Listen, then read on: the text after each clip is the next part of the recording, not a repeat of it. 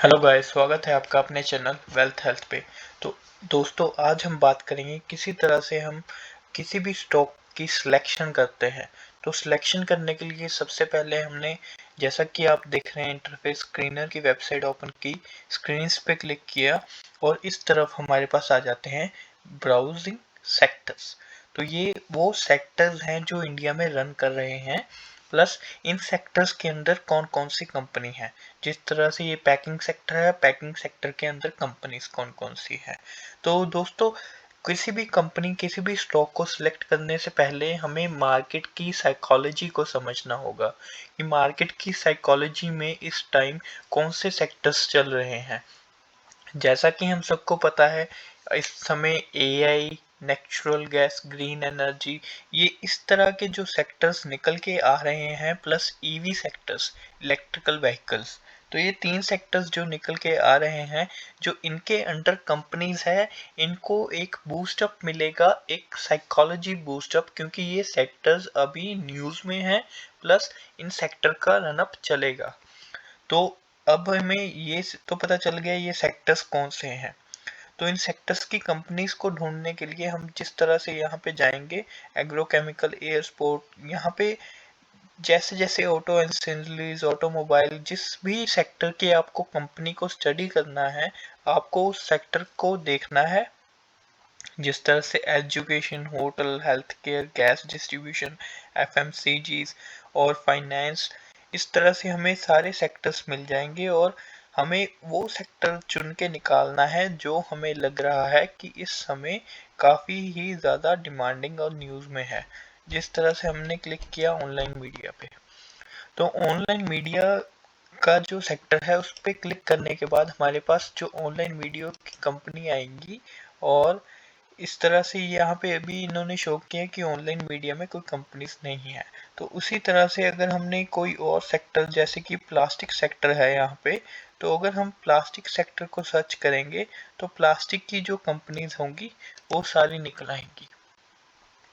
तो दोस्तों, जिस तरह से हमने प्लास्टिक सेक्टर पे सर्च किया, तो ये प्लास्टिक सेक्टर की जो 92 रिजल्ट्स हो रहे हैं, तो ये उनकी कंपनीज का इंटरफेस आ गया। तो यहाँ पे दोस्तों सबसे पहले है सुप्रीम इंडस्ट्रीज। तो सुप्रीम इंडस्ट्रीज का CMP, जो कि करंट मार्केट प्राइस है, वो है 4129। तो ये current price, PE ratio, market cap, dividend yield, ये सारा एक लाइन में शो कर देगा, जिससे कि हम कंपनी को चूज करने में आसानी होगी। तो सबसे पहले चूज करने के लिए हम देखेंगे जो भी कंपनी का ROCE 15% से ऊपर होगा, हम वो कंपनी को एक अलग से कैटेगराइज करेंगे। जिस तरह से 26, 23, ये 6 है और इसकी क्वार्टरली सेल्स का रिजल्ट भी माइनस में आया है। तो अभी हम फिनोलेक्स इंडस्ट्रीज, जो कि एक बढ़िया इंडस्ट्री है, इसे, पर ये इंडस्ट्री का पी भी 28 का चल रहा है, तो इसे हम स्टडी जरूर करेंगे, पर थोड़े टाइम के लिए हम वो कंपनीज उठाएंगे जिनका ROCE 15% से ऊपर है, रिटर्न ऑन कैपिटल एम्प्लॉयड। तो इसी तरह से हम मार्केट कैप की बात करें तो मार्केट कैप में हम कंपनीज मिड कैप, लॉन्ग और शॉर्ट, तो ये तीनों, मतलब कि small cap companies, mid cap companies और लॉन्ग कैप कंपनीज, जो होगी लार्ज कैप कंपनीज, उनका डिस्ट्रीब्यूशन है।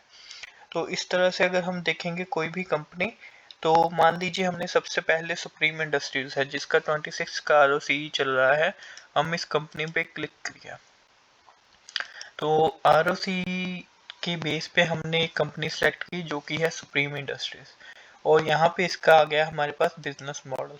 तो supreme industries limited is one of the leading plastic manufacturing company in the India, having 25 manufacturing facilities spread across the country, जो कि ये बता रहा है कि इनकी जो है 25 manufacturing facilities all over India है। और ये यहाँ पे आप इनके की पॉइंट, प्लस ये क्या कर रहे हैं, प्लास्टिक पाइपिंग सिस्टम में है। हमें पता है कि आगे आने वाले समय में जैसे कि रोड्स बन रही हैं, कंस्ट्रक्शन एक्टिविटीज, इंडिया इंफ्रास्ट्रक्चर पे भी काम कर रहा है, एक सेक्टर वो भी है।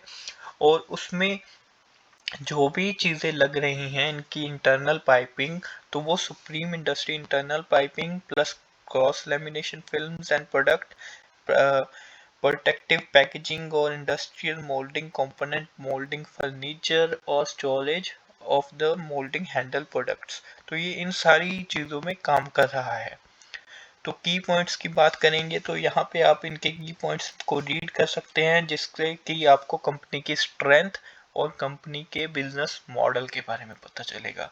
क्योंकि किसी भी कंपनी के बिजनेस मॉडल को समझने के लिए हमें कंपनी को इन डेप्थ उसकी मैनेजमेंट और उसके बिजनेस को पता होना चाहिए।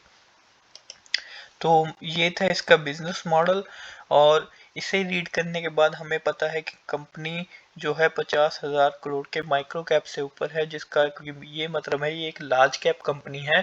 तो लार्ज कैप कंपनी तो हमें पता चल गई, पर ये स्टॉक का पी 51 का चल रहा है, जो कि थोड़ा महंगा है।